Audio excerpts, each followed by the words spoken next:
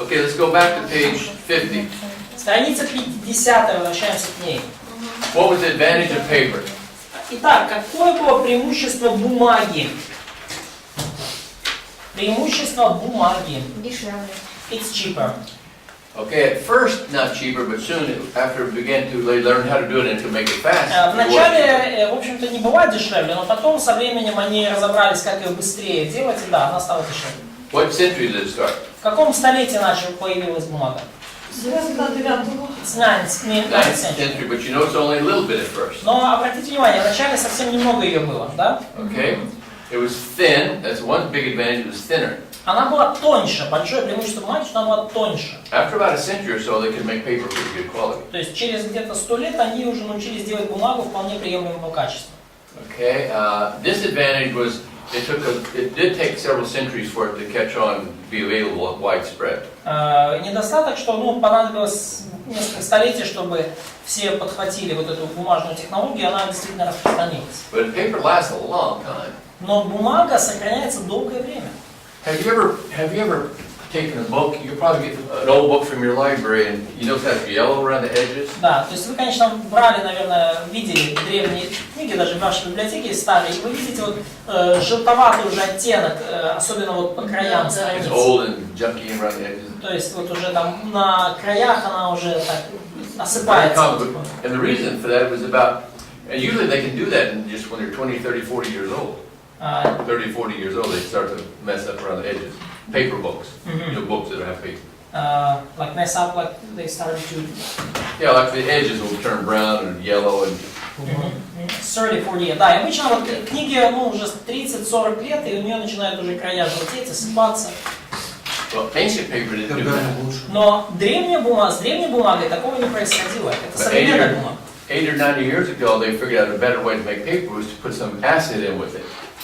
They put in acid, and then 80 or 90 years ago. I don't know when it was. Да, 80-90 лет назад они улучшили процесс производства бумаги и начали добавлять кислоту специальную туда. Maybe even 100, I don't know when. Может быть, 100 лет назад, не знаю. But it made paper better quality in many ways, but after Книга, a while, the acid began to eat the paper, and the paper went bad. Да, и то есть лет 100 назад в бумагу начали добавлять кислоту, она получалась лучшего качества тогда, но недостаток, что она стала более хрупкой, то есть она со временем желтела. Но со старой бумагой такого не происходило. Okay, that's writing material. That's what they wrote on. Итак, это материалы для письма, то, на чем они Now what they писали. wrote with. Теперь вопрос, чем они писали. From the 4th century to about the 5th century, everything was written, or mostly for everything at the beginning was written on with a reed. В начале, где-то до 5-го плюс-минус столетия, все писали тростниковыми такими вот палочками. And after that, everything was written with a feather. И после этого все начали писать перьями. So the vast majority of manuscripts were written on feathers, with feathers. И поэтому большое количество рукописей написано перьями. What's the advantage of a reed? Какое преимущество тростника? Дешевле. It's cheap. Cheap. Available. You sharpen it up, no problem. What's the disadvantage? Ну да, то есть его легко заточить, да. Какой недостаток тростника? Ломается хрупко. It's getting broken quickly. Yeah, it's made out of wood. When you stick it in liquid, like ink, about 30-40 times, the tip gets soft. То есть, когда вы его окунаете в чернила, 30-40 раз он уже размягчается и непригодным становится для письма. What's the advantage of... Oh. Еще рвет то, на чем пишет, So, порвать. тростник? Да. So also reed could break the papyrus or the material. But anything could break it. Ну, все что угодно может, и то, и другое может его порвать. But what's the advantage of feathers? Какое преимущество пера? Перо тоненько может писать. It's very thin. It's Оно долгосрочное. That's not really an advantage because sticks can be thin also. Но это не преимущество, потому что тростник тоже может быть тонкий. It lasts longer, way longer, they say. That's it. Оно дольше When служит. Jesus made ducks, he made them waterproof. Когда Иисус создал уток, Он сделал их водонепроницаемыми, водозащищенными. You sharpen up the feather and you can stick it in the ink 10,000 times. It's just as sharp. То есть, когда вы заточили перо, вы можете опустить его в чернила 10 000 раз, и оно останется таким же острым. Можно еще одно. One more thing. Перо, оно внутри имеет пространство, ну как... Я понял. Does a feather have a space inside of the? That's the second Это advantage. второе преимущество. The shaft of the feather is hollow, and when you stick it in ink, you can even squeeze it a little bit, but even if you don't stick it, some ink goes inside there. То есть вот это вот пространство, да, внутри вот этого стебля пера, да, стержня пера, оно имеет, там есть пространство, чтобы немножко чернил туда вошло. Most of the time with the reed, you could only write a few words. Обычно с тростником только буквально несколько слов можно написать, и надо снова обмакивать. But with a feather, you can write several lines. Но с пером можно написать несколько строчек. And we'll even show some photos of that. И мы даже покажем вам фотографии, как это происходит. So you can see the vast majority of manuscripts are made out of feathers. Поэтому мы видим, что огромное количество рукописей сделано пером. Maybe the only disadvantage is that you do have to have a bird. Да, единственный недостаток пера это то, что вам нужно такие утку иметь под рукой, чтобы выдирать и идти. Almost any bird will work. Ну, на самом деле, не только утка, любая птица. I'm sure chicken feathers would work fine. Да, я думаю, уверен, что куриные перья тоже используют. By the way, the most common meat eaten on the world today is chicken. Кстати, наиболее распространенное мясо в наши дни по всему миру это курятина. Every week, Каждую неделю 1 billion chickens are eaten миллиард куриц съедается worldwide. по всему миру. Most of them in Turkey cheap. В основном дергачах, большая часть. Сколько надо куриц, чтобы написать какие-то... So, how many chickens do you need to ride home? Buy home? Две, Одно. One good feather would do it. Коров С хорошим, даже, с хорошим пером. То есть надо 360 коров и одну курицу. So you need just 360 cows and just one chicken. Hey, that reminds me of the story. Да, вы напомнили мне одну историю. The farm animals were talking one day, Говорили как-то животные на ферме между собой. and they said, you know, this farmer really takes good care of us. И они говорят, ты знаешь, вот этот фермер так действительно хорошо о нас заботится. And they said, we should do something for him special. И они говорят, ну нам надо что-то ему особенное. So they appointed a couple of animals to think of something. И они собрали несколько животных, чтобы обдумать, что же такое особенное можно The сделать. chicken and the pig, they were the team, they said, we have to think of something really good to do for the farmer. И курица и поросенок начали вот мозговой штурм. Нам действительно что-то хорошее сделать для этого фермера. Chicken said, I have a great idea. У курицы прекрасная идея We'll возникла. prepare for him a ham and eggs breakfast. Мы ему приготовим завтрак из как бы свинина, яичница со свининой. And so they did. Яичница с беконом. They did. И они сделали. Next week, everybody says, where's Joe, the pig? А на следующий день такой вопрос, да, где этот поросенок? They said, oh, he's feeding the farmer. Они сказали, он кормит фермера. Okay, keep going. Двигайся дальше. Writing style. Стиль письма. Okay. There's two styles, unsealed and minuscule. Есть два основных стиля или шрифта, унциальный и минускул. Unsealed is like block letters, one at a time. Kind of like a typewriter. Да, унциальный шрифт это как будто, вы знаете, как вы пишете печатными буквами, да, то есть одна буква вот за раз, да, то есть вот такие, ну, большие, и они отделенные друг от друга. It's and the New Testament was first written in all capital letters. И изначально Новый Завет был написан всеми большими, заглавными буквами.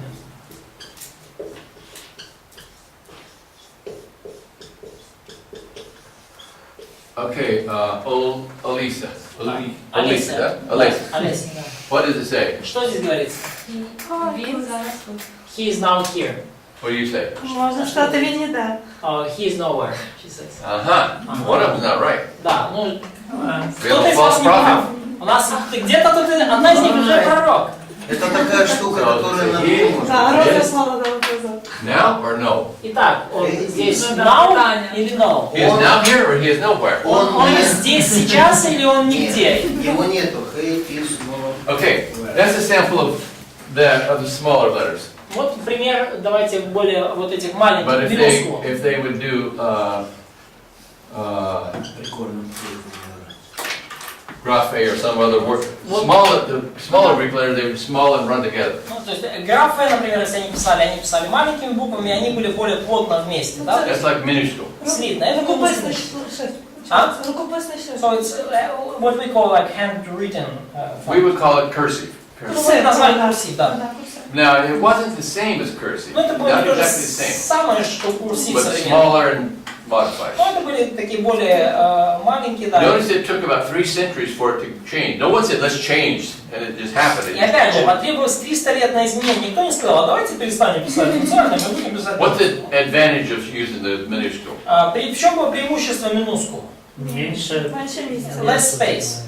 Okay, you can get more words on a page, Больше слов на странице вмещается. and so therefore you need less pages. И надо меньше страниц благодаря этому. So a New Testament can be made 1/3 less. Поэтому можно было уменьшить как бы объем материала для всего Нового Завета на треть. Now the New Testament was originally written in unsealed, but most manuscripts of the world today, although lots of them are unsealed, but most of them, if it's big numbers, is still minuscule. Изначально Новый Завет был написан унциальным шрифтом, но на сегодняшний день большая часть рукописей они сделаны минускулом. Ну, есть и унциальные тоже. Okay, now the fourth box. Четвертый прямоугольничек. А в этом минускуле уже было разделение слов, да? So, did they have division, like spaces between words in minuscule? Yes, we'll show Да. some samples of Я that. покажу пример. Well, division between words, Но sometimes. вообще разделение Most между manuscripts словами, did not divide between words. ну, порой есть, но в большинстве рукописей слова не отделены друг от друга. There are some manuscripts that do, but not most of them do not. В некоторых рукописях так есть, но не во всех.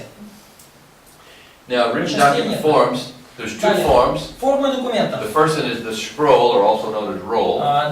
Первый это свиток или ролл, не путать с ролл.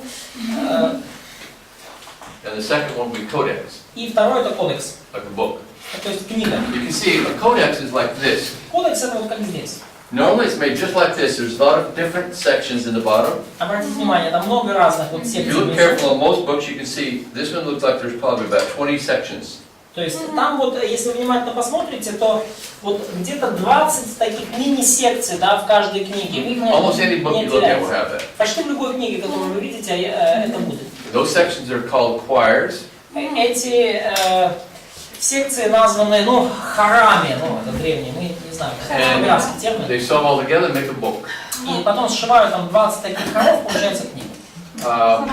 Хор. Нет, ну не хорами японская, а фаматима. There are only four New Testament manuscripts made on scrolls. Есть только 4 новозаветных рукописи в форме свитка All the осталось. rest are on codex. Все оставшиеся это кодексы. Okay. There's a lot of them that we don't know for sure, but it's 100% sure. It's 99% sure, though we can't prove it because there's only a piece of one page. Ну, есть некоторые, о которых мы просто не можем точно сказать, лишь потому, что там маленький кусочек, всего лишь там одна страничка. Now, what's the advantage of putting it in codex? Какие же преимущества того, чтобы складывать в кодекс Тут рукопись? все, що ми казали, папір не вицвітає. So, it lasts longer, papyrus would not worn out so quickly. Okay, but what's the main? That is true, but what's the main advantage? Основное преимущество. Удобно пользоваться. It's easier to use, in That's use. exactly right. Совершенно And верно. scholars pretty much agree that the codex was developed by early Christians to go to other cities for evangelism and church planting. И ученые достаточно надежно уже установили, что кодексы придумали как раз-таки древние христиане для того, чтобы было удобно ходить в другие города, евангелизировать и основывать новые церкви. It wasn't invented by Christians, but it was very rarely used codex were very rarely used by unbelieving world. Да. Но дело, точнее, не то чтобы христиане прямо изобрели кодексы, но они сделали кодексы популярными, потому что очень редко неверующие использовали книги в виде кодексов. Понятно мысль? Now, what's the disadvantage of the roll? Какой недостаток свитка? There's two disadvantages. Два недостатка. Быстро портится. So it's it corrupts quickly. И чтобы найти место нужное тоже. So it corrupts quickly, it worns out quicker. Не то, чтобы портится близко, it's difficult to Because find.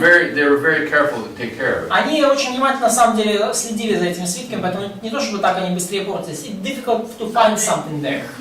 Very difficult. Да, очень трудно что-то там найти, это правда. Can you imagine? Think of this. Everybody pretend like you got a roll in your hand. Можете ли вы себе представить? Вот представьте, каждый вот держит свиток в руке. Ну, Everybody do this. да, руки свои. Я видел еврейский. Вы держите свиток. You have a scroll and you have two halves. У вас есть вот свиток и две руки. Remember, this is part of your participation grade. If you don't do this, you're breaking Помните, это часть работы на оценку. Если вы не участвуете, минута. Even Nadia. Даже Надя это касается. And I'm preaching. I'm the lector. И я проповедник, And I лектор. said, we're reading from Matthew. Я говорю, мы сейчас прочитаем из Евангелия от Матфея. And it says, and you shall call his name Emmanuel. И там говорится, и дашь ему имя Эммануил. Now I said, turn over to Matthew chapter 28. Everybody go like this. И я говорю, а теперь давайте на 28 главу Великое поручение. Все такие. 10 minutes later, you got carpal tunnel syndrome. В конце проповеди у вас уже суставы, да. А я пробовал еврейский такой. Там две такие. So he said he tried, so they can. He saw the Torah scroll, and they used like 2 rows. Yeah, modern ones they do it a little bit easier. Да, ну в современных это чуть проще. Okay, you can see the vast majority of New Testament manuscripts, almost all are on codex. Итак, большая часть новозаветных рукописей, они в виде кодекса. Now the last box is more complicated. Последний прямоугольничек, он более сложный. There are 4 kinds of ancient New Testament manuscripts. Есть 4 типа новозаветных древних рукописей. The first is papyri. Первое это папирусы. That's very easy because they're made out of papyrus, just like this. Очень легко понять, что это папирус, потому что он сделан на папирус. Okay, you can see that they date from the 2nd century to the 8th century. И мы видим, что они датируются со 2 по 8 столетие. Now theirs doesn't have this information, but what they should do is like this. Ну, там нет этой информации, вот что надо было сделать. They have these numbers. Underneath it, they should have numbers like this. They should have a line like this. То есть должна была быть вот как бы тут цифры, да? Тут нету этих подчеркнутых линий, которые показывают бы, что вот эта форма использовалась там со 2 по 8 столетие. In other words, the papyrus would be from the 2nd century to the 8th century. Итак, подчеркните, папирусы со 2 по 8 столетие. Basically, like we have it here. Со 2 по 8. And in the middle, you should have the number 128. И в середине у вас должен быть новое число 128. What does your number have? 116. Okay, that's out of date because they're still finding these. Значит, зачеркните цифру 100, так, папирусы, со 2 по 8 столетие. Зачеркните цифру 116, пометьте 128. Sometimes the papyrus manuscript was thought to be one manuscript, but when scholars studied real carefully, they said this is actually 2 manuscripts. Да, потому что порой, например, древние новозаветные манускрипты, рукопись, они думали, что это одна рукопись, а потом они посмотрели внимательно и сказали, так это 2, они просто, как бы вместе оказались. So you can see papyrus are very old from the 2nd century to the 8th century. Поэтому мы видим, что папирус очень древний, со 2 по 8 столетие. А что значит 128? Let me see if everybody 128 значит 128 известных ныне папирусов. Okay, they should learn how to put these lines in here, so it makes it very easy to see. Сделайте, пожалуйста, вот эти линии, да. Yours doesn't have either. Take a look how I did it here. Со 2 по 8 If you столетия. do it like this, then you can glance at it and it really is helpful. Вот так можете сделать, как у преподавателя. Вот, оно должно было быть так, но плохо придумали. Да, ну вот как у Юры хорошо, все вы поучитесь у Юры. Because that way, when you look at it, it's easy to see afterward. Потому что если вы таким образом это увидите, вам проще будет разобраться потом. А еще проще сделать так в предыдущих вариантах. А по 8 это же 7 заканчивается.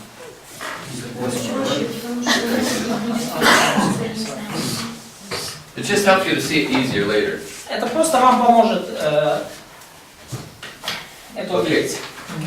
Now, So there's 128, and they're very old, the 2nd to the 8th century. Итак, их 128, и они очень древние, начиная вот со 2-го столетия. The good news is that they're the oldest manuscripts there are. They're very old. Хорошая новость в том, что это самые древние из известных нам рукописи, они очень старые. And 128 is quite a lot. И 128 рукописей это на самом деле много. The bad news is that over 100 of these are just fragments, less than a page, 1 page or less. Плохая новость в том, что более 100 из этих 128 это просто фрагменты, то есть это страничка или кусочек или абзац. The good news is that some of them are long, like P46 is all of Paul's epistles. Хорошая новость, однако же в том, что некоторые среди них есть длинные. Например, P46 это все послания Павла. Okay. Now, unsealed manuscripts. Следующий, унциальные рукописи. Унциалы. I just had it on it. Yeah, unseals go from 3rd century to 11th century. Унциалы от 3 до 11 столетия. С 3 по 11 столетие. And we say on there about 300. И мы примерно говорим, что их примерно 300. Okay. С 3 по 11 столетие унциалы. 3rd to the 11th century. Да, с 3 по 11. The good news about those is that many unsealed manuscripts are very large. They have lots of. Хорошая новость про унциалы это то, что многие из них очень большие. By the way, this might shock you. И это I was может вас surprised when I first read this. шокировать. Я был очень удивлен, когда первый раз об этом But all these прочитал. New Testament manuscripts together, Что there are more than 1 million pages. все эти вот новозаветные рукописи, если вместе собрать, у нас будет более 1 миллиона страниц. That's a lot. So you can see it's not an easy job to look at all these. Это много, и как вы понимаете, это не такая простенькая работка, все их анализировать и исследовать. Эти унциалы, да? Нет, все вообще новозаветные. Third one. Not just unseal, but all. Унциалы это те, что написаны вот тем All New Testament. шрифтом. Да, унциалы это такие вот, как вот это вот. И они написаны и на папирусе, и на... So these unseals, they are not the papyruses. No, they're not. None of them are on papyrus. Да, нету унциалов на папирусе. Они не папирусы. They're on Папирус это leather and paper. они на коже, на пергамент, то есть пергамент и бумага. Most of them leather. В основном на коже. В основном унциалы на коже. Then the next one is that was a good question though. Хороший вопрос, кстати. And they're also all capital letters. И там They're также all in block unsealed style. все заглавные буквы, ну, понятно, дело в унциальном стиле. The next one is lectionary manuscripts. Следующий тип это лекционары. They go from the 4th century to the 16th century. С 4 по 16 столетие. С 4 по 16. The disadvantage Недостаток is that they're only 1 page long. что они всего лишь на одну страничку. 16 включительно или Including 16, yes? До 16. Yes. Да, включая 16. С 4 по 16. Then they go to the end of the manuscript period. То есть они до самого конца эпохи рукописи тянутся эти лекционары. The advantage, the good news about То these есть недостаток, что это всего лишь одна страница, все эти лекционары. Преимущество is that they лекционаров. are very, very conservative. They did not change anything. They would not change from the very beginning to the end. Что они не меняются, они очень консервативны, они вот с самого начала до конца не одинаковые. Like from the beginning of the end of their age. Yeah, they very rarely change anything. То есть они очень мало меняли в этих лекционарах, то есть вот как вот с 4 столетия до 16 они практически неизменны остались. The reason they're only 1 page is because instead of taking a whole Bible up to the front of the church to read, they would just copy 1 page and then take that up. То есть причина, почему они одна страничка, то есть, ну, представьте, вам в церкви надо зачитать отрывок из Писания. Вы же не будете всю Библию вытаскивать.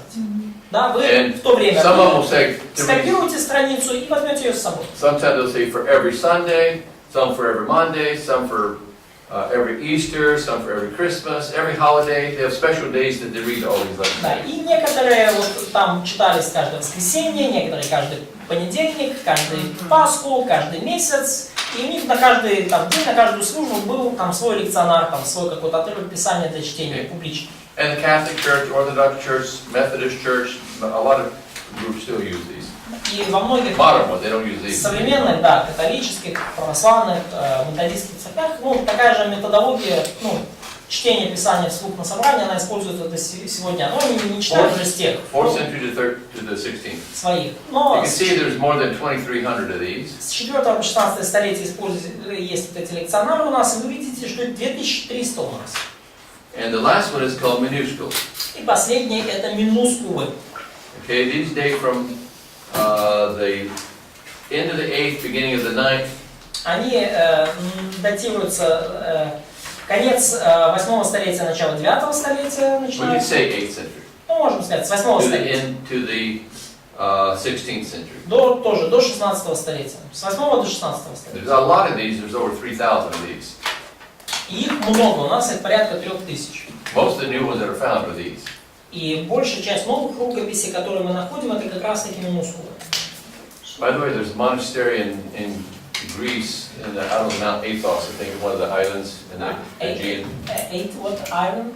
Mount Athos. It's a mountain, one of the islands in the Adriatic Sea. Да, то есть есть вот, короче, монастырь где-то на одном из островов Эгейского моря, вот в Греции. Extremely old monastery. Очень древний монастырь. And that monastery has given up more manuscripts than any place on earth. I think like 900 came from there. He gave up, yeah? You know, they were found there. Да, и там обнаружили 800. Somewhere around, I forgot the exact. Там A lot. обнаружили больше всего рукописей, чем из любого другого места. То есть 800 рукописей найдено как раз таки в этом монастыре. Now, the minuscule manuscripts, I believe, are 100%, but at least more than 99% Byzantine text. Минускульные рукописи, я не уверен, что вот 100%, но как минимум 99% это византийский текст. And lectionary is about 99% also. И лекционары это также на 99%. A lot of times lectionaries are too short to tell, though. Это византийские тексты, но порой лекционары слишком краткие, чтобы можно было сделать вывод какой-то текст. Okay? И те, получается, византийский текст? Да, и те на 99% это византийский текст. Ну, там где-то можно определить. Any questions? Есть ли пока вопросы? Что такое эти минускулы, что они собой представляют? So, those minuscules, so what was that? Was it complete codex or... Yeah, they're all codex, То есть это все кодексы, это and of книги. course almost everything is codex, but Ну, they're also very large, most of them. Также они очень большие, большинство из них. I think that I think there's only one, as far as I know, there's only one unsealed manuscript that has the whole New Testament, and all the other 59 or 58, whatever is left, there's 60 copies.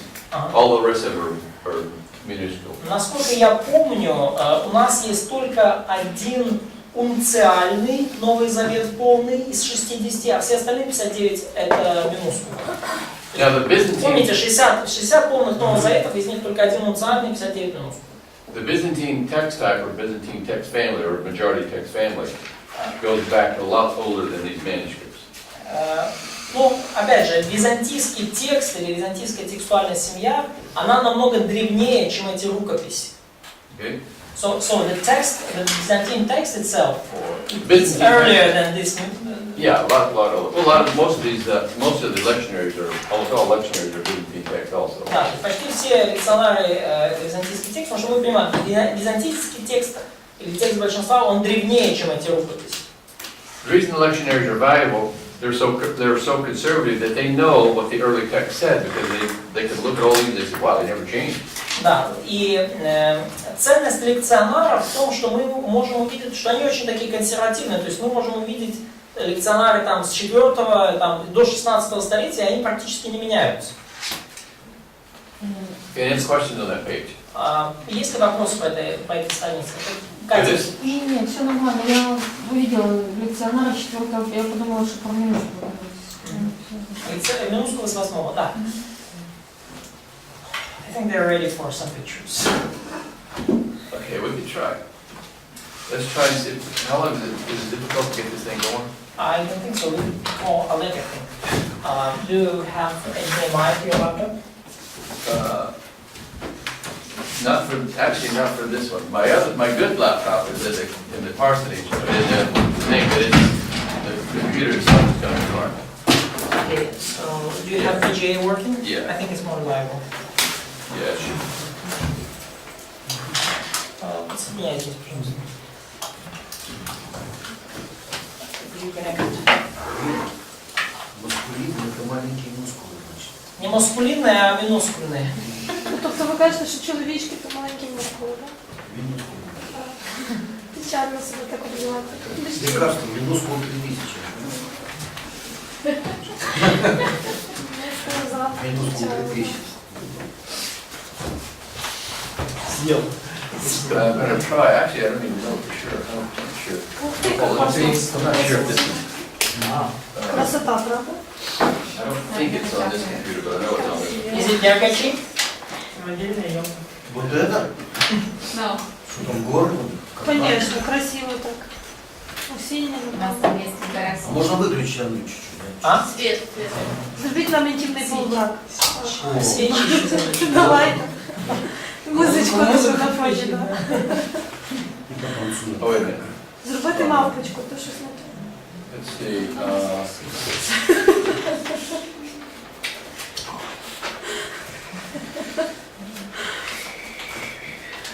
what is this piece of junk? Oh, PowerPoint.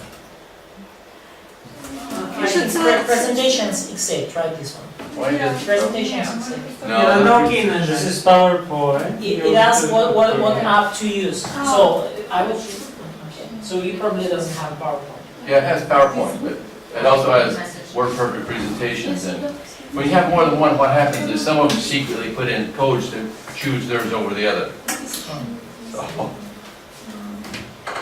I think this will work. Did I tell you that this is a slow computer? Я вам говорил, что это медленный компьютер. No. We had a teacher who used to say that during some technical issues that it's still better than a priest job in an Old Testament. So their technical problems were they like all connected with blood and Let me guns. see if I can figure out what happened У here. нас есть один преподаватель, когда технические какие-то проблемы, ну, у нас в колледже или у него в церкви, он говорит, ну, какие бы ни были проблемы с компьютером, все равно лучше, чем в Ветхом Завете. У них, у священников, тогда технические проблемы были, знаете, с кровищей, с кишками. А это всего лишь компьютер. I don't know what this is. Женщина Oh, тоже. this is safety. Это вот безопасность. 16 place for safety. Да, 16 безопасных мест. 15. Ой-ой-ой-ой-ой. This is safety in the workplace. То есть защита труда, парад. 13. Ой, мама. 12th place for safety in the workplace. 12 место за безопасность в мире. Shipyard mechanics. Да, это как корабли. Air conditioner repair. This is Ukraine, by the way. Україна точно, так. Кондиционер. Фото из Украины, кстати. 9. Construction. 9 место. Стройка. 8. Expert in biological. Стенд библиологического оружия. Создали, да? Warehouse manager. Бомба? That was a bomb. Да, это бомба, да. This car mechanic has to be Ukraine. Да, это вот, это механик, да, СТО, украинская точно. Electrician. Электрик.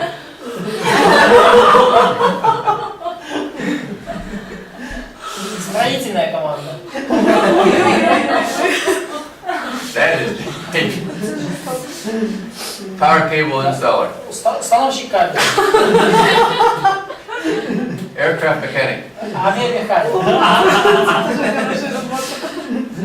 And city council maintenance control from Deputy Chief. Да, это из Дергачей. Команда городского совета.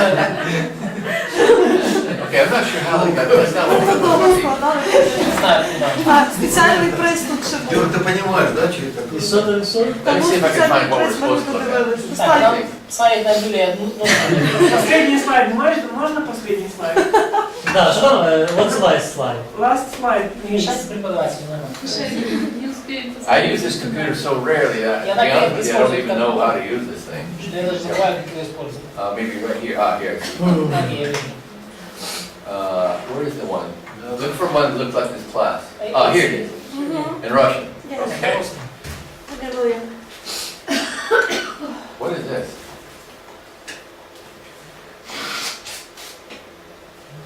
How we got our Bible?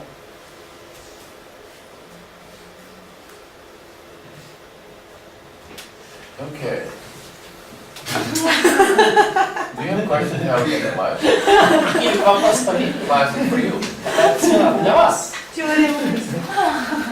I'm not sure what that is. Я не знаю, что это. But my granddaughter, when she's on the flight. Это моя внучка делала свадьбу. Before I came to this class, Oleg asked if we believed in evolution. I said, we have proof of it. Да, но перед тем, как те, кому рассказывают Actually, some evolution is. Прикольная утка. This is evolution. верили в эволюцию. Вот на самом деле подлинная эволюция. By the way, you guys need to have your thing adjusted because it doesn't А, show. Да, вам нужно, кстати, вам немножко подкрутить ваш этот проект, потому что Что все Там показывает. считается, что нет. Maybe. Это следствие. Ну, Это вот компьютер. Maybe you could Это компьютер. change the presentation Это Тоже mode. кажется, что на Maybe it's компьютере. just slide for me. For Это на компьютере. everyone. Да, потому что тут она дальше ж не. Окей. Okay, we're going to see the 5 parts of Так, the class. First one, what we looked at. 5 частей курса. Вот первое это то, что мы с вами видим. Okay. Ooh, the sound even.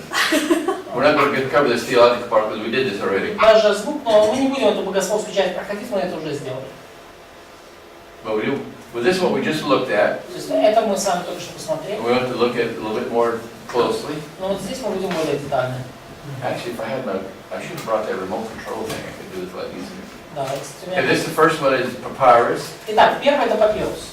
Papyrus is grown in Egypt naturally along the Nile River. Растет естественным образом в It's Египте very возле tall. реки Нилу, он очень высокий. You can see papyrus is not unusual to be about 4 meters, 5 meters. Ну, папирус вполне легко может дорастать до 4-5 метров. А Он для теряет. чего его используют сейчас вообще? So what is he used for now in our modern age? Just for souvenirs? Его Yeah, сажают. mostly souvenirs, but also in the ancient days it was used for many things. Ну, в основном сейчас The для fan thing at сувениров. the top was for fanning the pharaoh. Во-первых, ну, верхушка это обмахивали фараона, It was used for making boats, making shoes. опахало. Также из папируса делали лодки, обувь.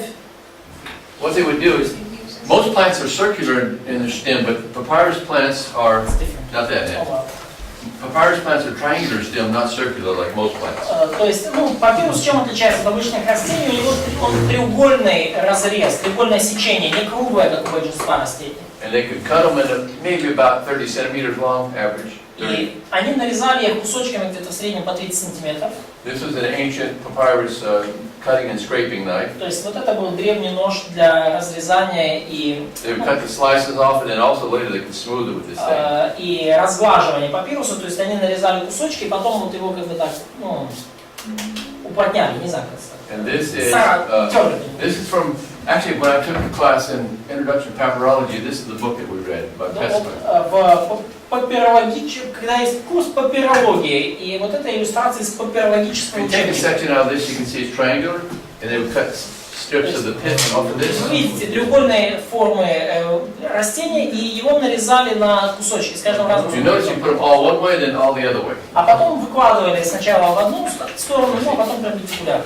Actually, Чем они резали так тонко? technology pointer over here somewhere. So did they have the like knives that were actually so thin, so they could so sharp? The scraping knife was it. There was a pointing device here earlier. Что надо? We don't have. It's No. under. It was here? It's under the. Это під столом, там указка. А, есть там в этом. Да, А в этом по рукам. This is modern technology. Современные технологии. лазерная указка. Photo. Notice in a basket, you do it like this. Да, обратите внимание, что они вот как бы переплетают, корзины вы переплетаете, вот, ну, переплетаете. That doesn't work on papyrus, so you can't write on С it. папирусом так не получится, вы не сможете на нем писать. You lay them both ways, and then you glue it together. Вы кладете вот так, потом перпендикулярно, Put потом them to a flat склеиваете. object and squash them for a day or so. Кладете какой-то объект прямоугольный, чтобы их прижать друг к If you другу. cut these fresh, you don't have to use any glue because their juice will automatically do Если it. вы свеженарезанный папирус так укладываете, вам не надо никакого клея, соки растения сами с собой склеивают. And then at the end, you trim off the edges. И в конце вы подрезаете краешки. And then you чтобы have он a paper. И вот у вас, в общем-то, и... Just cut it off, and then you have one. То есть вот вы подрезали неровные Now this краешки. is what we're going to do tomorrow. И вот что мы завтра с вами будем делать. This is a school class. Вот это вот школьный класс. And, oh, it looks like it is Russian letters. Кстати, там русские буквы правда. Oh, maybe not. Нет, это нет. Завтра летим в Египет, да? This class, you can grow your own. You can buy papyrus seeds and grow your own. Ну, на самом деле, семена папируса можно купить, можете They learned how to make paper in this school class, and they made their own. свой вырастить. И вот в этом школе они там задание было вырастить папирус и сделать свою бумагу. This is actually a papyrus roll. И вот это свиток папируса. The papyrus sheets were all about this size, and they would sew them together at the edges and make a roll out of it. Да, и вот эти вот кусочки, я видел, кусочки папируса, они были где-то вот там 30, ну, примерно вот такого размера, их сшивали потом вместе и потом сворачивали в свиток. Question from Kyle. But first, they did this so professionally, they were so good, that you could almost not see where they sewed it together. It was so good. И они так наловчились это делать профессионально, что вы порой даже не могли увидеть место сшивания одного кусочка с другим. And scrolls are almost always on just one side. И все свитки, ну, практически всегда они писали только с одной стороны. So it's pretty easy to do. Поэтому Many of the codex books are on both sides. В кодексах писали на обеих сторонах листа. So a manuscript that has writing on the back is called a pistograph.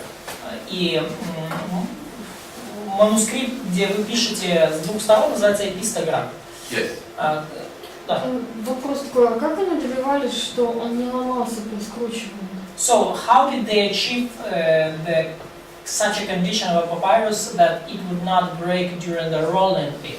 They were very careful. Они очень These осторожны. were very valuable and they were treasured. So when they rolled them up very carefully, they stored them in a good box made for this. Очень осторожно, они их очень ценили, их хранили в особых, как бы, ну, These were not held by the public. Almost no one had a copy of this.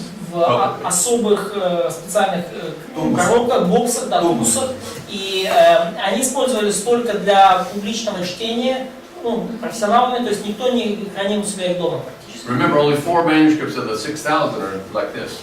Помните, что только 4 манускрипта из 6000, они вот такого рода.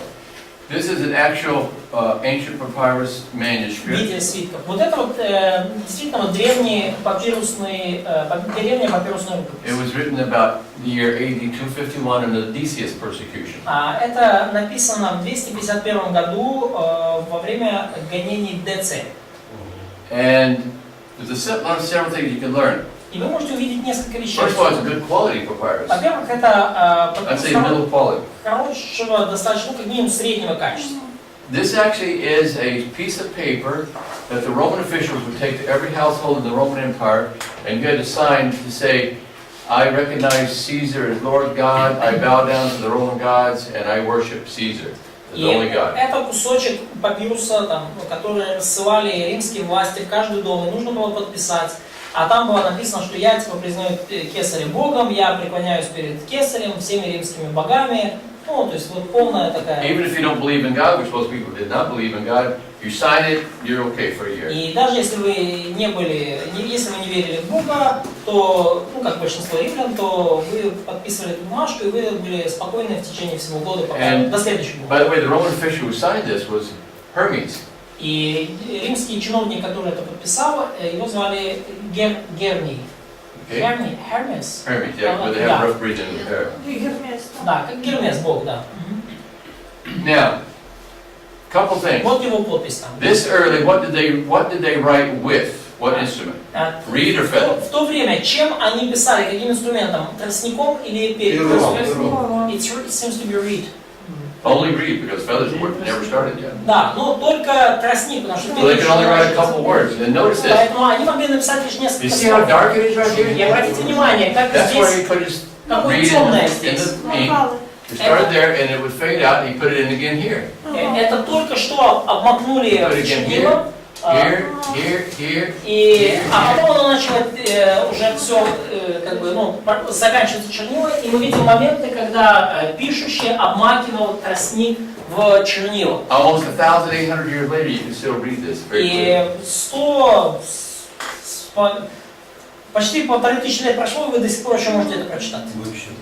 Now, if he had feather, he could probably do all this in just sticking it in one time after the first time. Если бы у вас было перо, вы могли бы, наверное, все это написать за один заход. Ну, то есть один раз обмакнув в By the чернила. way, this is also available online. You can see it on Кстати, этот текст вы можете видеть онлайн, он доступен. Most of these are. Кстати, большинство из них. Question for Malik. Значит, Новый Завет, оригинал был написан на папирусе и тростником, так? So, could we say that original text of New Testaments were written probably by the reed on papyrus? Yes. Да. Can we prove it? No. Можем ли мы это доказать? Нет. По всей вероятности, да. Okay. Но доказать мы этого не можем. Это мысль. Потому что у нас нет этих. But again, we cannot prove.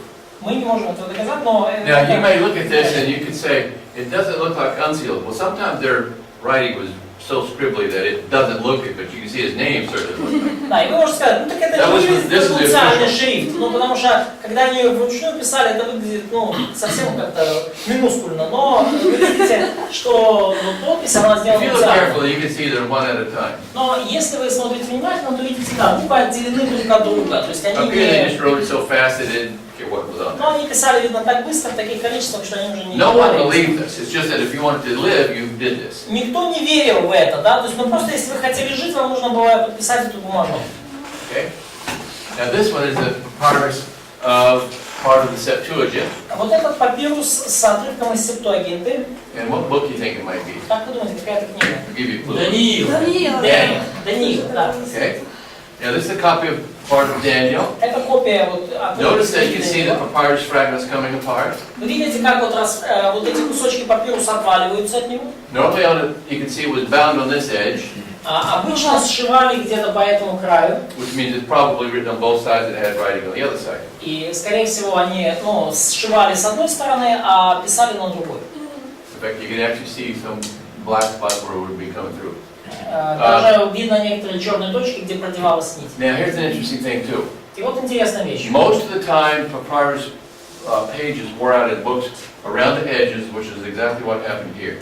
Probably this edge was exposed to water and stuff, Ну, air a обычно lot. Over the centuries, it gradually just wore away. папирусные рукописи, они вот по краям истлевали, да, обычно там, где вода на них влияла, там, или что-то вот как здесь. И вот по краям текст расползался, папирус расползался. This is part of papyrus number 52. И вот эта часть папируса 52. It's part of John 18. Это часть Евангелия от Иоанна, Евангелие от Иоанна, 18 глава. And this is the oldest manuscript of the New Testament that's proven to be part of the New Testament. Самый древний манускрипт новозаветный, о котором доказано, что это действительно новозаветный манускрипт.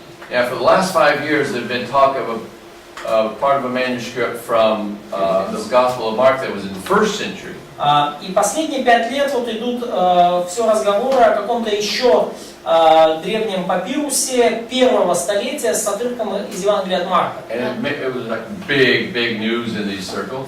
И это было большой новостью So в finally, советских earlier this кругах. year, it was revealed that it wasn't as old as they think. Но в конце концов, вот последние новости о том, что это все-таки не такой древний отрывок, не такой древний манускрипт, как мы думали. There's also the pictograph on both sides. Но это тоже эпистограф, But то it's есть only написано на обоих сторонах. one sheet of paper is all it is. И это маленький, просто вот один вот листочек. Андрей, можно вопрос? Question. А вот номера, это в зависимости от того, как нашли их, или от чего тут? So what was the system of numbering those? Like those who were found earlier were numbered like first, or how did they get No, numbers? you can't do it like that. It's somewhat like that, but you cannot do that because when they find new ones, it's not possible to change the names. See what I'm saying? No, I mean, so what was the system of giving numbers? We'll talk about that later. Да, мы поговорим позже о системе, но как бы система такова, что вы не можете по датировке, да, то есть они не по датам. That's all explained in the front of the printed New Testament. Это все обычно разъяснено в начале любого печатного Нового Завета. Какая система? Especially this one right here. Да, особенно вот в этот красненький, там это четенько все рассказано. Okay. This is an actual papyrus scroll. Вот это реальный вот свиток папируса. Now, when they would discover this, И когда они обнаруживают такие свитки, they obviously know that it's very old and very valuable. они очевидно видят, ну это очевидно, что это очень древний и очень ценный So, свиток. as careful as they can, they take it to professionals, where they have professional labs for undoing this. И насколько бережно, насколько возможно, они доставляют это в профессиональной лаборатории, где есть профессионалы, умеющие с этим добром обращаться. Unroll piece at a time, very, very И carefully. они очень-очень осторожно отворачивают один кусочек за раз.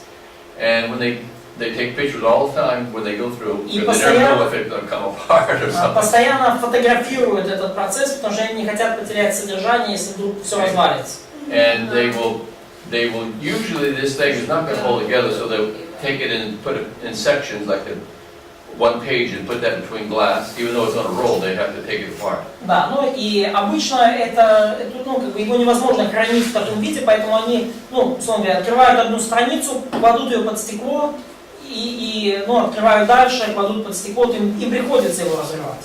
By the way, with this new high technology, with multi-spectral imaging, Spectral analysis. yes, they can actually see inside this and see what each page has И without opening. с современными технологиями мультиспектрального анализа они уже могут заглянуть внутрь этого свитка, не открывая его. То есть они могут рассмотреть содержание. Okay, next is parchment. А следующее это пергамент. You can see this guy. It looks like he has a fox skin. He's gonna. Посмотрите, этот товарищ, похоже, что это была лиса, да. What is this? Never give up. And sometimes my wife puts one in here. Да, иногда моя жена оставляет какие-то картинки. Who's winning this? Как вы думаете, кто выиграл в этом It соревновании? looks like the pelican, this big bird, has an easy lunch. Похоже, что изначально казалось, что у пеликана легкий завтрак.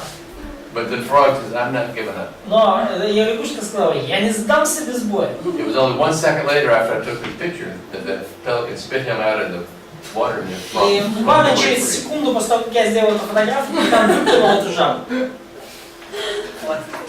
Here's a guy who takes his skins out and dry. Вот товарищ, который снимает кожу с животных и высушивает ее.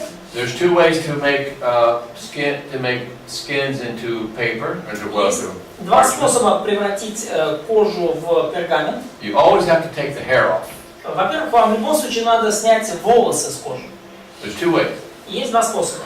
What we call the dry method and the wet method. Есть сухой метод и мокрый метод. Okay. This is the wet method. Это мокрый, влажный метод. What they would do is they would take this big board. It's almost flat. Что делали? Брали большую доску, да. It's almost exactly flat, but it actually does have a tiny curve to it. Но почти плоская, там она небольшой изгиб на ней есть. Maybe it's 1/10 of a millimeter, just enough to make it not flat. То есть, может быть, там 0,1 доля миллиметра, достаточно просто, чтобы сделать ее не совсем плоской. And then they take this big blade with handles and they get this wet and they scrape the hair off like this. И а потом они брали такую большую палку с ручками, там специальное лезвие с ручками, и они так водили, просто снимали кожу со свежеосвежеванной шкурой и снимали волосы со the other way is to stretch it out like this. И второй способ это растянуть таким образом. And this is called the dry scrape. Это сухое снятие Looks like шерсти. it says wet. What does it say, dry or wet at the top? It's said wet. That's really wet. wet. It should be dry. Да, там должно быть сухое. Это сухое отскабливание волос. They still make them like this, by the way. Все еще до сих You пор can see this, guys. This is a modern one. так делают. Это современная фотография. These guys, unfortunately, we couldn't find any Word of God students, so we got these hippies that do it. К сожалению, студенты Слова Божьего не хотят этим заниматься, поэтому это хиппи взяли на себя эту. Question from Katya. Возможно, что это может быть даже мокрое, почему? Потому что когда намочить кожу и натянуть ее, она растягивается. So maybe that it could be wet because in order to stretch the skin, maybe you should just make it wet.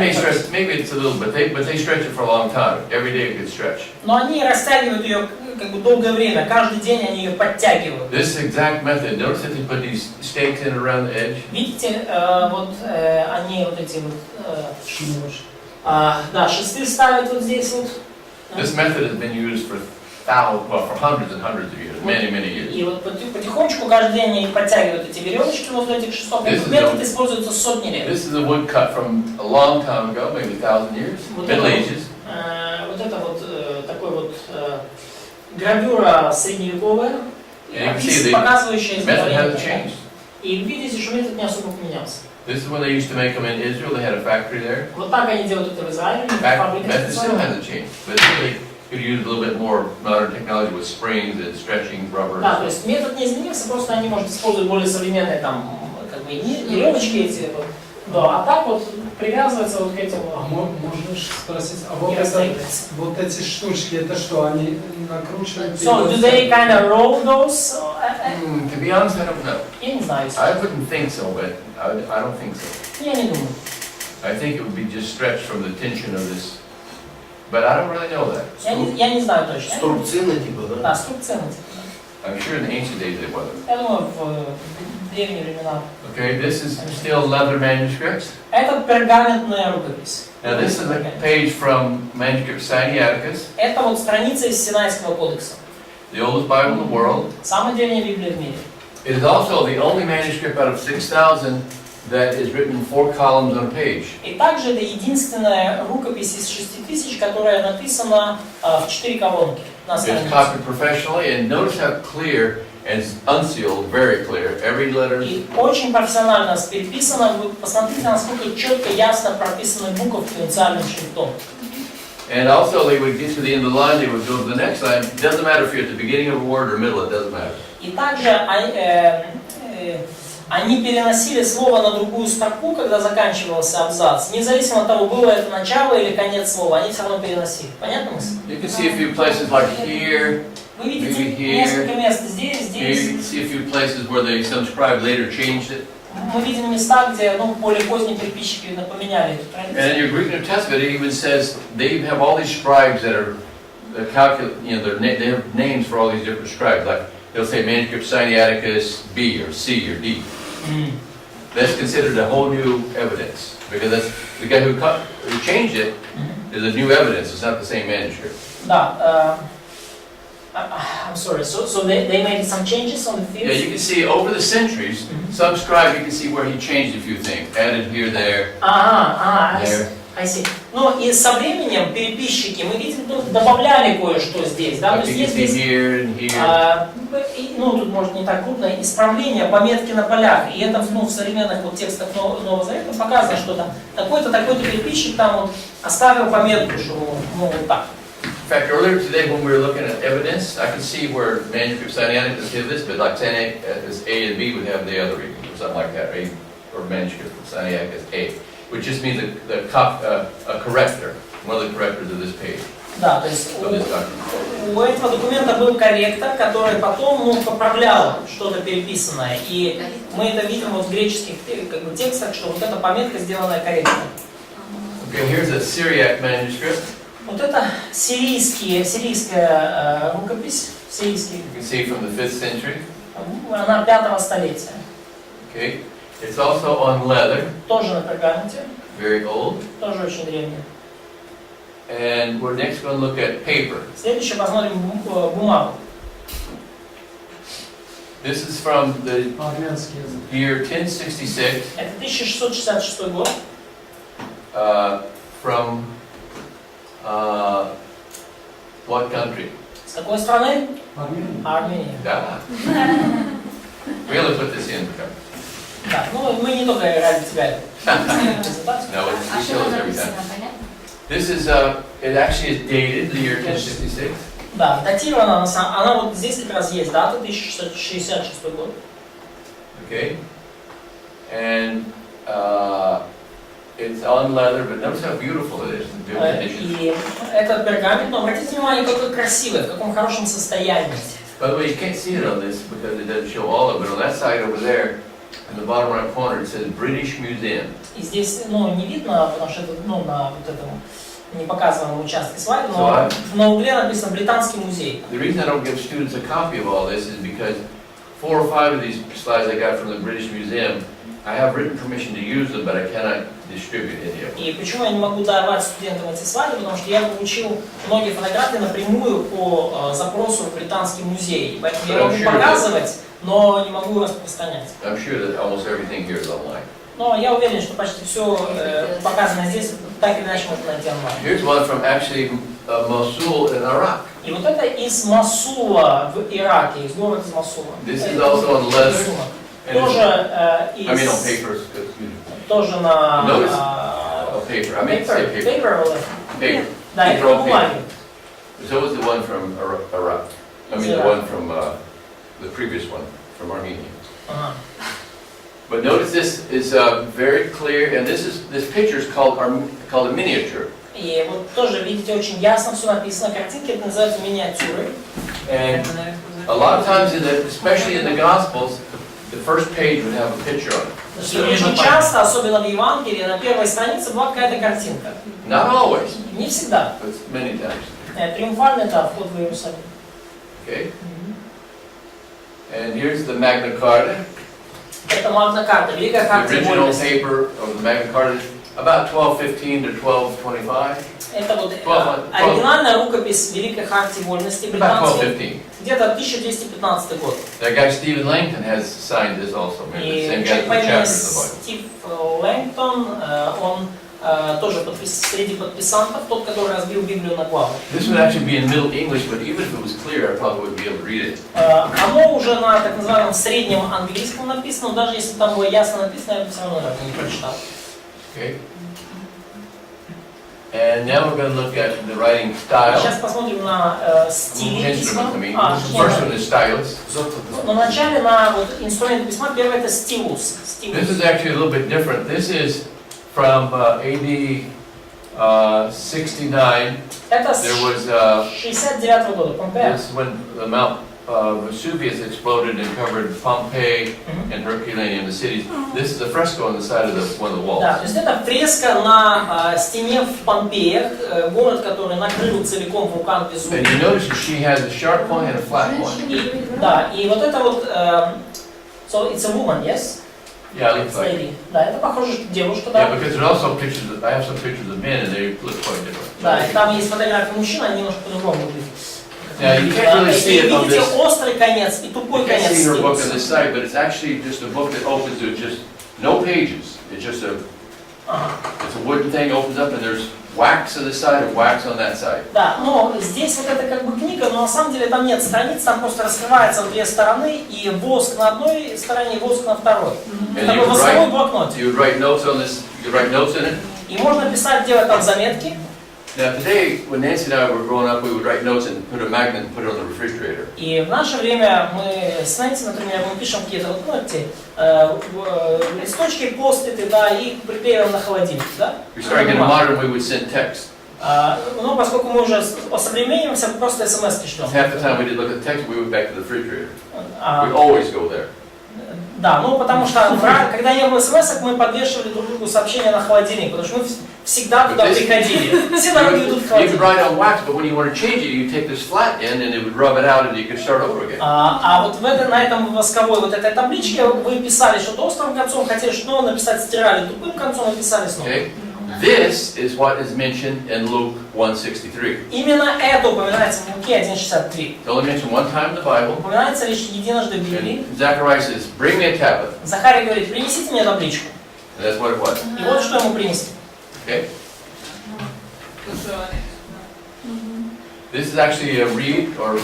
Вот этот тростник. You can see that actually it's very good quality, but you can actually see the good quality when you can see there's even a little tiny hole where some ink would go in, not much. Да, ну здесь вот этот высококачественный тростник, у него тоже есть выемка, ну, трубочка, как бы внутри, куда заходит немножко чернила, но немного. Oh, I see. Well, the problem is that. Actually, it's interesting. The best one you can see over here. You guys can see it. Интересно, что самый лучший из Mine них. has it, and you can see a hole actually in there where the ink could go in. Ну, можно видеть наиболее качественно вот из этих тростников. Ну, там целый тростник наполняется чернилом. didn't work very good, but it worked good, but they had to sharpen it a lot and then eventually wear out. Да, ну, он работал, в общем-то, неплохо, но ему надо было постоянно затачиваться, и он очень быстро изнашивался. Then they invented the feather. Следующий инструмент — это перо. And it's still used for a long time. И до сих пор оно используется, и долгое время используется. Even today, when the Queen of England signs some official thing, it's with this beautiful feather. Даже сегодня, когда королева Англии подписывает какие-то важные документы, она делает это прекрасно. It's because they're not so smart as Americans. Ну, они не такие умные, как американские. Notice next time you see on television. Обратите внимание, следующий раз, как по телевизору When видите. President Trump signs some very important document. Когда президент Трамп подписывает какие-то очень важные официальные документы, очень важные. His age will be there. Let's say his name has, just say 12 letters. Да, и, допустим, там, его помощники будут рядом, ему, например, надо подписать там 12 важных писем. 12 different pens. Они ему дадут 12 разных ручек. Pen for every letter. Будет отдельная ручка на каждый подписанный документ. Why is that? А зачем это, как вы думаете? А потом музей этой ручки подписан. Или музеем, да, No, not for museum. Нет, это не для музея. Они продадут потом это за бабло. You can buy later. You can buy the president signed this official law, the most important law of the year, with this ink pen, guaranteed. То есть можно купить, например, ручку, которую президент Трамп там, или кто-то еще там подписал, вот этот самый важный закон года, вот именно этой ручкой он подписал. American presidents have been doing that for 100 years. Американские президенты этим занимаются уже 100 лет. By the way, I should tell you a story about Ronald Reagan and Leonid Brezhnev about this thing. Кстати, расскажу вот на эту тему историю про Рональда Рейгана и Леонида Брежнева. I don't think we have time to do that. What time is class over? It's already. 3:30? It's already over, yeah. But it's 3:20, but... Should we stop now or should we go? Остановиться сейчас или... I'll have a few more. У меня... Go ahead, let's continue, let's finish. Okay, these are, what do you call it? Unsealed. No, what's it called? Unsealed. No, yeah, unsealed. The unsealed style. Итак, унциальный стиль, как он выглядит? This is manuscript Vaticanus, which is also called B. Ватиканский кодекс, мы его называем также There's 3 columns per B. page. Тут уже 3 колонки. Very clearly it's the... Очень ясно тоже написано. Actually, these pictures are not very clear, but Картинка так it's себе. actually quite easy to read. Но очень даже отсюда You видно, can что still легко see читать. some changes here. You can't really see much in this, but there actually are changes here and there. Там то там, то сям встречаются редакторские пометки, какие-то изменения. Many people completely consider this the most important manuscript in the world. Некоторые считают, многие считают, что Ватиканский кодекс самый важный манускрипт Нового Завета. You can see minuscules. Actually, they're not too difficult to read. This is a lectionary written in minuscule. Вот это минускул, вот это лекционар, написано You минускул. can see John 1:1. The first letter is big E, S, Пишут. N, arcade. Это Евангелие от Иоанна. Первая буква большая, заглавная такая. Энархия. Halagos. Халогос. See that? Видите, в начале было слово. In the beginning was the word. Да, в начале было слово. Это лекционар, да, то есть одностраничное для чтения вслух документ. Okay. This is in the form. Это форма They have two документа. forms: Две формы. the scroll and the Свиток codex. и кодекс. This is a song, actually. Это Let's show you what it was like. песенка. Ну это просто чтобы показать, как это There's выглядит. a Я scroll. We показываю. already looked at that. Вот мы уже видели этот свиток. This is a codex. А вот This кодекс. is Codex Sinaiticus, the oldest one in the world. Это This is Синайский taken with it кодекс. bleached out, so you see nothing, but you don't see any of the color. Just kind of give you an idea. Самый древний, он специально так размыт, чтобы вы не видели цветов, просто чтобы вы представили себе. You can actually see the page and stuff, but it's not the best picture, to be honest. Ну, I'm not sure страничек if не it's that or видно, this. не лучше. It's a little bit of the Dead Sea Вот Scrolls. немножко вот свитки Мертвого моря. It's a great place to visit, not a good place to live. Классное место, чтобы посетить, где их нашли, но не очень хорошее, чтобы Modern жить. day discovered in Что, 1947. очень хороший что? Там плохо жить. 1941? 7. Обнаружили в 1947 году там. You can see there's more than 800 manuscripts. И мы видим, что всего обнаружили более 800 манускриптов. And the most important one is the Isaiah scroll. И самый важный из них это свиток из пророка Исаии. Okay? And that one has, you can see, 1,000 years older than the oldest manuscript of Isaiah. И это он на 1000 лет старше самой древней полной версии Исаии. And that was one that verified that the Masoretic text is very reliable. И благодаря этому свитку было установлено, что массоретские тексты весьма надежные, потому что сохранность очень высокая. Like I say, you wouldn't want to live there. Текста.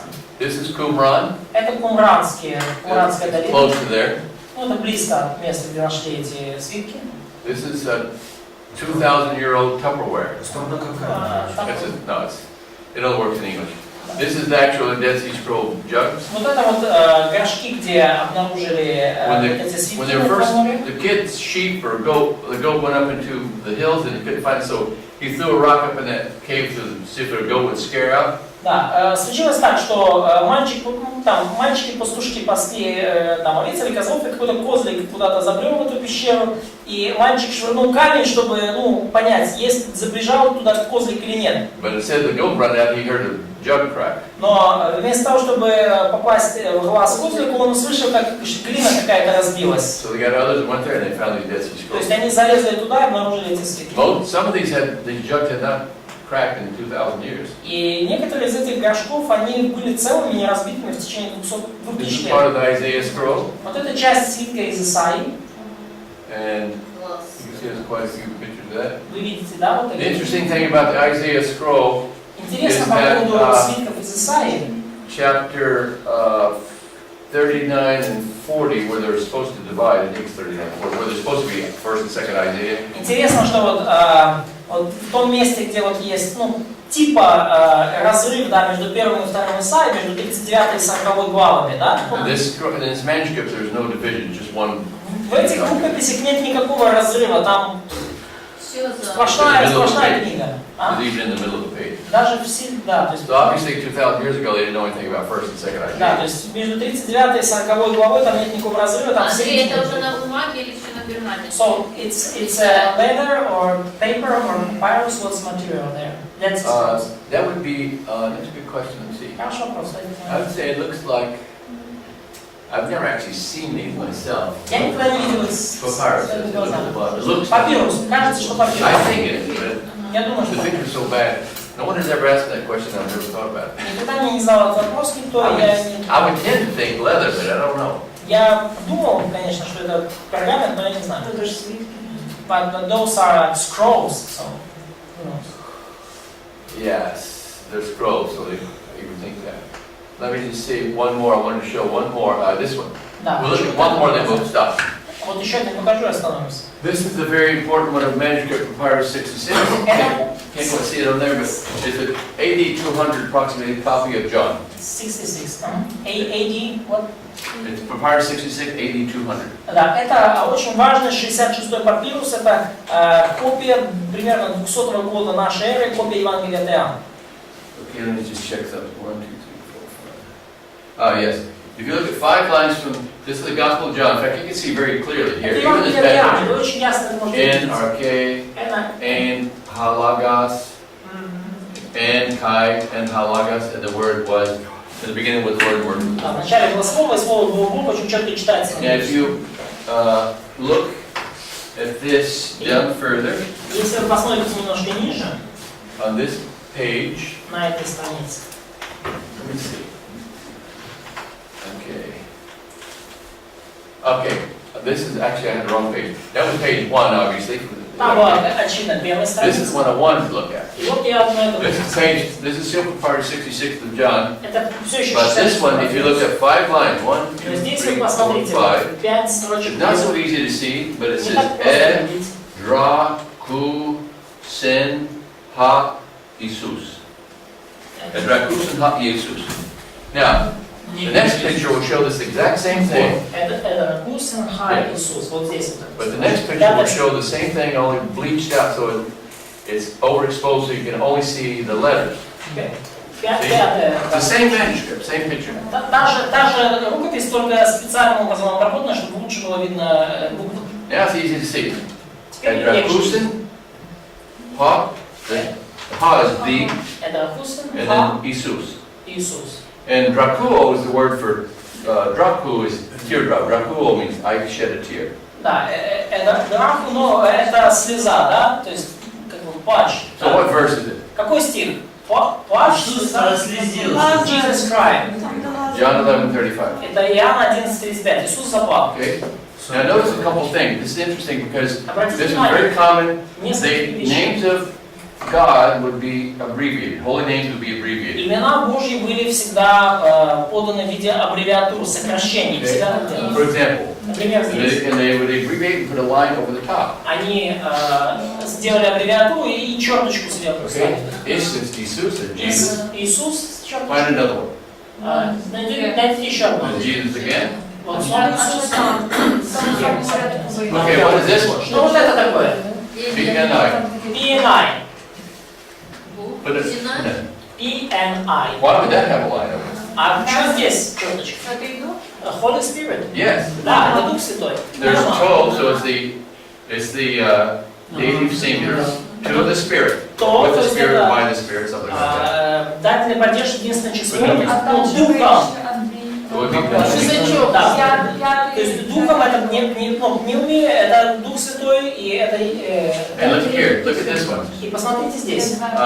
They said that if you remember in your Bible, it says something like where have you laid him, and they said, notice right here it says, come and see.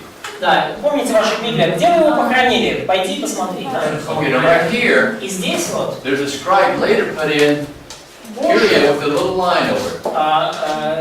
Ну, переписчик, он поместил Курио с Just put K-U, Ku. К-Ю с строчкой сверху. So he said, Lord, come and see. И, то есть, это уже читалось как Господь, пойди посмотри. Okay? Господи, да, пойди посмотри. So you can Видите see, здесь, да? there's То есть actually это не оригинальный, это уже потом So this word Q could be considered as like later addition. Could we say yes, that? it's a scribal change. Да, это такая But corrector, we call it corrector.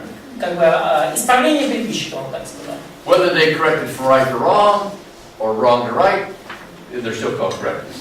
Да, то есть исправили они как бы правильно на неправильно или неправильно на правильно, но тем не менее они все равно что-то подправили. I thought there was another word. Пятая строчка. Yeah, you So, see number Kyrie. 5. This one would be the, Okay. this would be Kyrie, like Lord. Курия это Господь. So, curious could be used both as the approach to God and like approach to human master. Do they differ in that somehow? Do they? Yes, they were only good if it referred to God. Да, то есть, ну, как бы Господь, да, вот это слово куриус может относиться к человеку, там, господину, и к Господу. И когда Господь, он говорит, то они всегда ставят черточку сверху. Now this picture is not the best picture, but still it's very Не clear. наилучшая картинка, но до сих пор очень, но все равно очень ясно. A lot of the papyrus from this period are very easy to read, extremely easy to read. Многие папирусы этой эпохи очень легко читать. You Действительно, can just pick out очень. anywhere like Apon, they said. Посмотрите, да, Эйпон, да, они сказали. You can see there's almost every letter on here you can read with no problem. Почти каждую букву можно прочитать легко. Question from Larissa. Андрей, а есть By the way, one of the things, the S's were made with it, like a C, like yours, just like in Russian. Буквы S они писали как по-русски, то есть, ну, как обычная, как C. Question from Larissa. А есть оригинал, вот хоть один, что, например, Павлон отправил в Ефесскую церковь письмо? Do we have Оригинал именно. any original papyrus of like Paul sent this to the church in Ephesus? So we don't have. Do we have any original copy? Original text? Нет. Нет. We know we don't have any, and we don't know that they don't exist. We know that we don't have any. Мы не знаем точно, что их не существует. Мы знаем точно, что их у нас нет. We do also know that if we did find one, we wouldn't know it was the original. We would not know, yes? Yeah, we wouldn't know. И мы точно знаем, что даже если бы мы обнаружили таковые, мы бы не могли бы определить по ним, что они оригиналы. Вот это просто пример официального это то, что вы видели то, что мы проходили в группе. Let's finish it tomorrow. Есть ли вопросы? Oh, we don't need to finish this anymore. Oh, there's that other one I was telling you about. See, these two guys also have a tablet. Да, вот у этих тоже как бы таблет, да, блокнотик, да. Also, this is actually a scribe's kit. Да, это, кстати, вот походный набор переписчика. I'm the only one that has this next picture of the Apostle Paul dictating to Tertius. Я единственный, у кого есть следующая картинка. Апостол Павел диктует Терцию. And here's why Don't tell anyone this. I'm the only one that has a picture of the Middle Ages, and it was Oleg making a manuscript. Да, и у меня даже есть фотография средневековая о том, как Олег делает рукопись. Олег Лазинский. Лазинский. Олег Лазинский пишет рукопись. And his wife. И его жена. And I won't say who that is. Да, я даже не скажу, кто это. Oh, here's one more. This is the last А one. тут еще последнее. The bishop told the monk to copy, to put all of our manuscripts on CD. И епископ сказал монаху: перенеси все наши рукописи на компакт-диски. So he says to his visitor, the bishop says, let's see how Brother Dominic is getting along with transferring our archives onto CD-ROM. И он говорит другим епископам: давайте посмотрим, как наш брат Доминик переносит все наши архивы на CD-ROM. He didn't know that you actually print it, with a computer, so he had to write it on it. Просто пишет на компакт-диске. This is a replica of the Gutenberg press. Можно еще одну? Можно. Question from Alec. Просто вот тут апостол Павел пишет 2 к Тимофею 4 глава, 13 стих. Вот, когда пойдешь, принеси филон, который я оставил в кладе у каждого, и книги, особенно кожаные. Что это значит? Yeah, scholars think that it was papyrus and perhaps papyrus and leather. We think. Ну, ученые считают, что речь шла о, ну, как бы, о папирусах и пергаменте. We cannot prove that. Мы не можем доказать. I would say 100% sure one of them means papyrus manuscripts. Ну, я уверен, что одной, like the word used, yes? No, but just because of what they use. But most people that think that it means papyrus and leather manuscripts. То есть большинство людей считают, что там Like, yeah. да, что речь идет о папирусе и о пергаменте. Ну, с точки зрения преподавателя может отличаться. This is almost the last one. The last 1663, the first book ever printed in the history of the world in what would become the United States. Первая книга, first United States book, yes? Printing. Да, первая печатная книга в Соединенных To the Algonquian Indians. What? The Indian language named Algonquian. Да, это You can't read it on there, but. словарь индийского языка, so it's an Indian language. Yeah, it's an ancient, it's an Indian language. Before there was United States, but in the United States where it would be. To the Indian tribe, the Algonquians. So it's a Bible or yes, it's a vocabulary? Bible. Да, то есть это Библия на языке индейского племени Уганки, то есть новозаветный язык. Okay. The interesting thing is that no human on earth can read this today. И интересно, что ни один человек на земле сейчас не может это прочесть, это мертвый язык. Okay. I think that's it. Я думаю, это все. One last picture. There it is. Последняя. That means have a good day. Это говорится, что хорошего вам дня.